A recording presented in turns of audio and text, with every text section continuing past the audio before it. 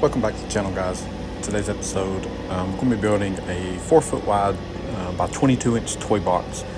First, I used my CNC to cut out all my pieces, carve in my custom name that's on the front, and then later I came back and cut the lid out and carved the custom saying in the underneath of the lid, which you've seen in the intro video. While I have a second, please like and subscribe to the channel. I'm getting close to my goal of 1,000 subscribers, so please just go ahead and click that subscribe button. So once I get all the parts off the CNC machine, I go through and I attach the sides first.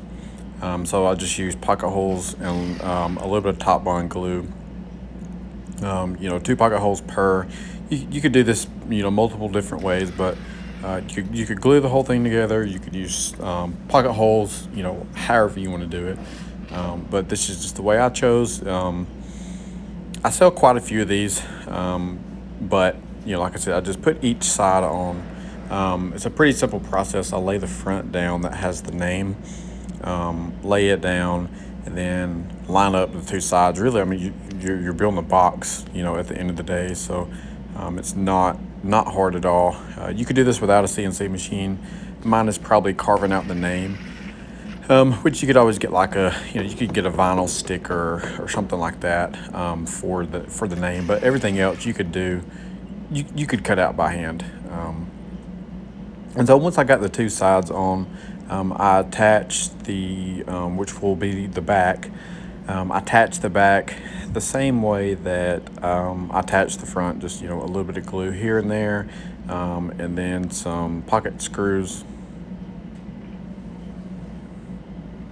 2 in each side, and that will attach your back. And while I have another second, if you would like to see any kind of video of me building things, just drop me a comment below. Let me know what you want to see. If you want to see something more in depth, if you whatever the case is, just drop a comment below.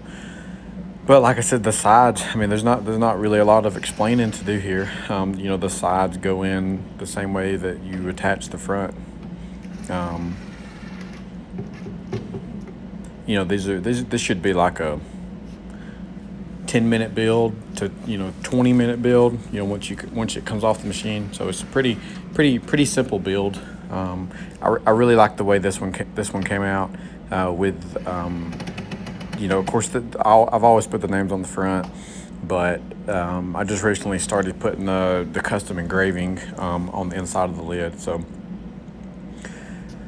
you can see there, the box is done, and then so come back and I do it's the same process for the bottom as you would do the sides. This is pocket holes in all the bottoms. Pocket holes are really you can do a lot of construction. You can make things look clean and so on. So.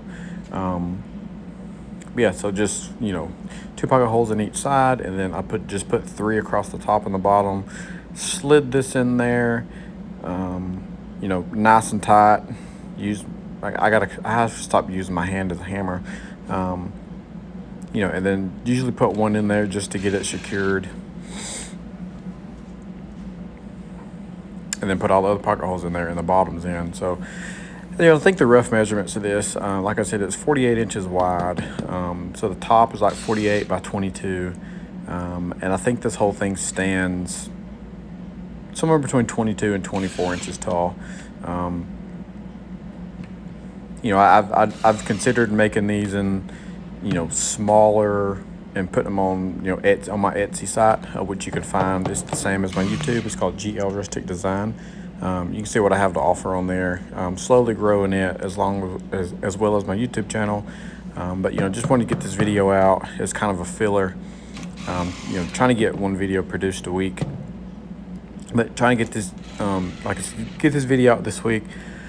Then I'll have the kitchen island build that I mentioned in the last episode. I'll have it ready to go some point next week. I'll finish it up today, tomorrow, then I'll get it ready to go next week.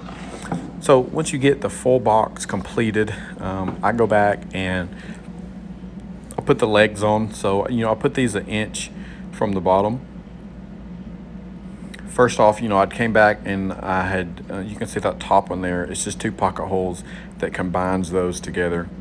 And then, you know, I'll hold it right there at 1 inch, and then I just use 1 1/4 inch torque shed screw to attach each leg. You know, so there's 4 sets of legs. And like I said, you could really, if you didn't, you know, want to make that angled cut, you could skip this step, or, you know, if you have the skills on a table saw, all this can be done on a table saw minus the engraving in the front and the engraving in the lid itself.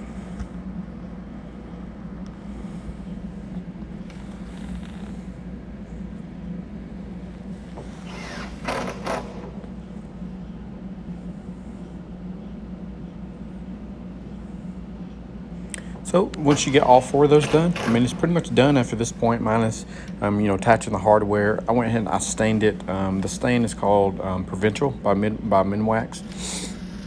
So I stained it off camera. But, you know, then I just used some gate hinges on the back, attach all 6 of those, 6 of those screws. And there's 2 hinges, 1 on each side.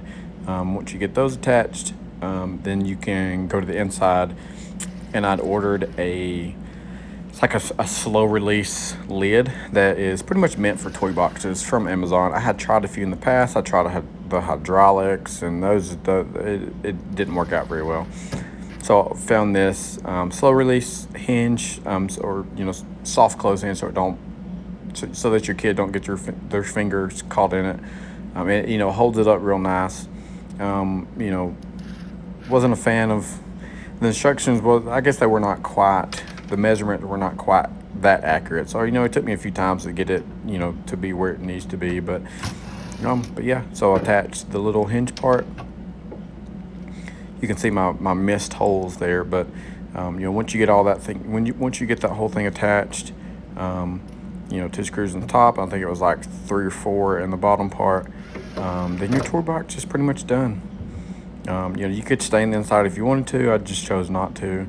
You know, just stain the lid itself. So, but if you have any questions, please let me know. Once again, please at least subscribe to the channel. Drop me a comment below with any recommendations, anything that you want to see. And thank you for watching the video.